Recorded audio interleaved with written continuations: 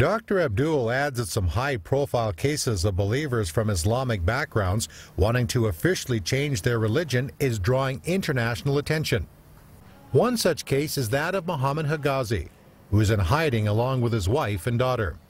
Hegazy took the unprecedented step of going to court to change his religion from Islam to Christianity on his national ID card. The story was leaked to the press and led to a firestorm of controversy that seemed to reach every major Arabic-speaking television station.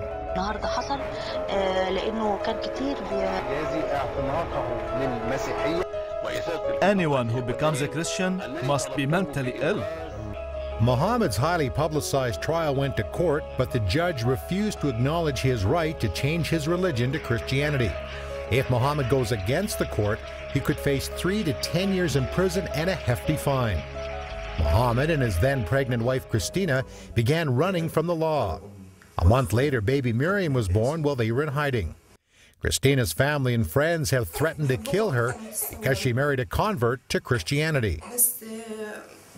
I love my parents so much. I want them to know that I'm praying that the Lord will open their hearts and minds, that He would show them the way and that they would get the same blessings that I'm getting. Mohammed's family was just as angry. In an interview with the local newspapers, Mohammed's father said, "I'm going to try to talk to my son and convince him to return to Islam. If he refuses, I'm going to kill him with my own hands." Shortly afterward, Mohammed released this response. I would like to send a message to my dad. I saw what you said in the newspaper. You say you want to kill me, to shed my blood in public. But I love you so much because you are my dad and because Jesus taught me to love. I accepted Jesus Christ willingly. Nobody forced me. I forgive you.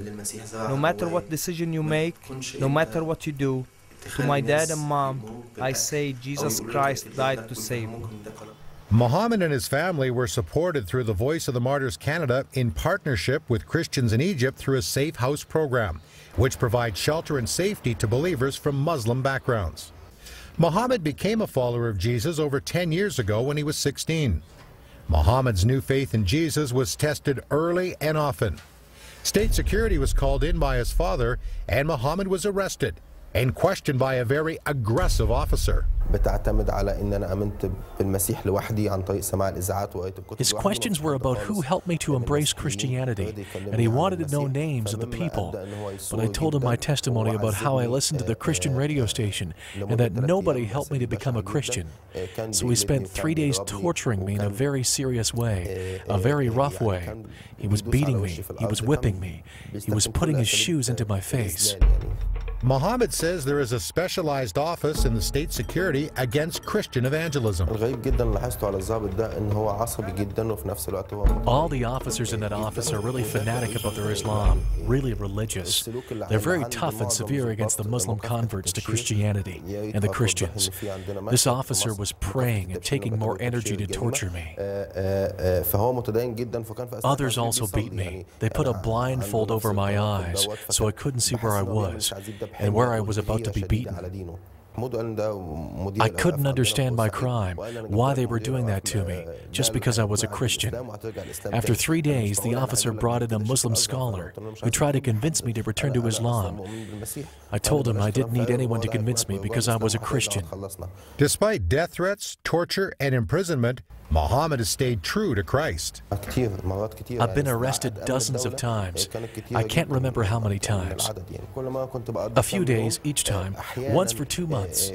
Sometimes they would torture me and sometimes they wouldn't even ask me questions. Mohammed has been surprised by the major uproar his case has caused. I've spent years being treated as a criminal, and I don't know what my crime is. I just want to live as a normal Christian, worshiping God, going to the church without that kind of persecution I'm facing every day. At that time, my wife was pregnant. We don't want our child to live as a Christian at home and a Muslim at school with his friends.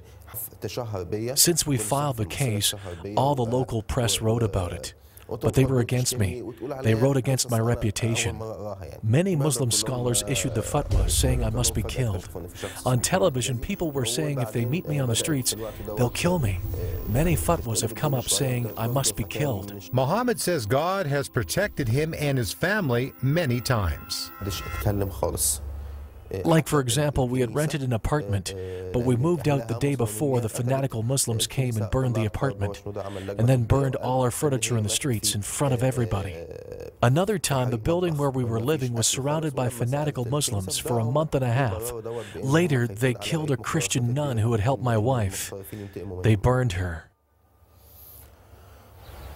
It may be many years before Mohammed and his family are officially recognized as Christians, but he says he's prepared to wait and pray.